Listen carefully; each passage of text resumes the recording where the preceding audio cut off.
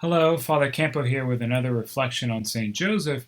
This time, one I think will be relevant for the beginning of Holy Week. As this video is recorded, it's the evening before Palm Sunday and the beginning of Holy Week.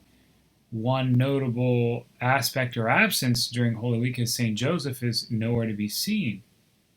Now, perhaps you have, or perhaps you haven't ever considered Joseph's absence in Holy Week before, but I'll share with you something a holy person pointed out to me once, that Joseph was gone, and one of the reasons that God allowed Joseph to die earlier in Jesus' life is providentially God kind of had to get Joseph out of the way, in the sense that Joseph is a good father.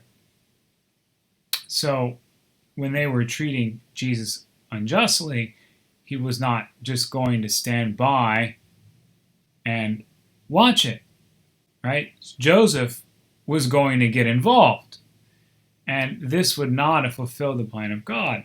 And so he allowed Joseph to die at an early place. Now, it's not a casual remark that I say allowed.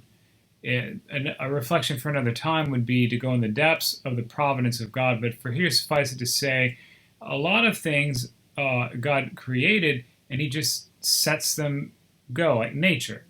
God created nature, he ordained the rules that govern them, and he lets it go. He's not sitting there sort of pulling the strings like, whoa, what kind of weather will I send there today? God does intervene, but typically he just lets things go by their course. And in any case, St. Joseph died, and as was reflected to me, and I think it's true, God allowed it because Joseph would have gotten in the way, because he's a good father and a good man.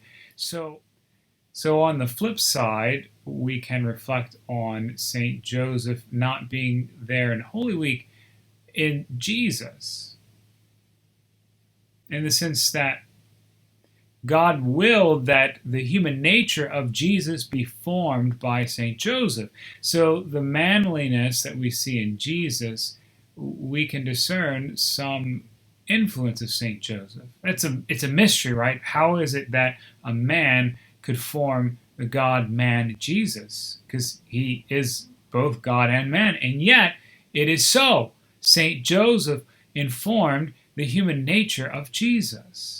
So the manliness of Jesus, right, being silent, for example, before the high priest Caiaphas as he spouts off all these things, and then finally answering Caiaphas because he adjures him in the name of God, and in response to the authority of Caiaphas as high priest, Jesus answers. Now, some of this also is answerable that Jesus obeys God the Father, right?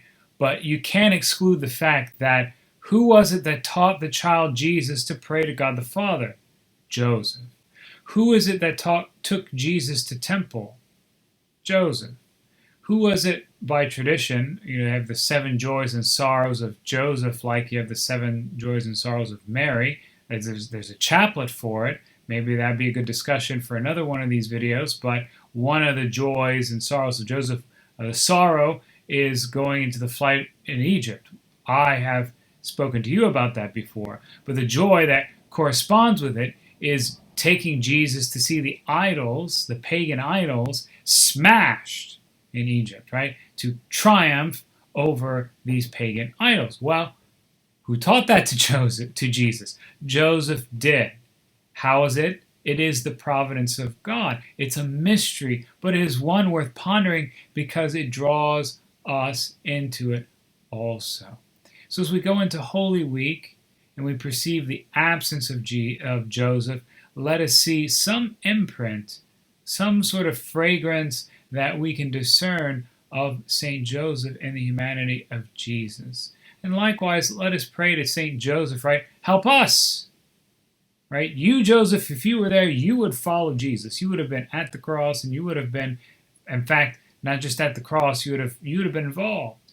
Well, Joseph, help us to be involved in our prayer. Help us to observe the passion of Jesus and to get involved with our prayers and offering our reparation but especially to follow as disciples your Son Jesus. Saint Joseph, help us to realize that this cost Jesus.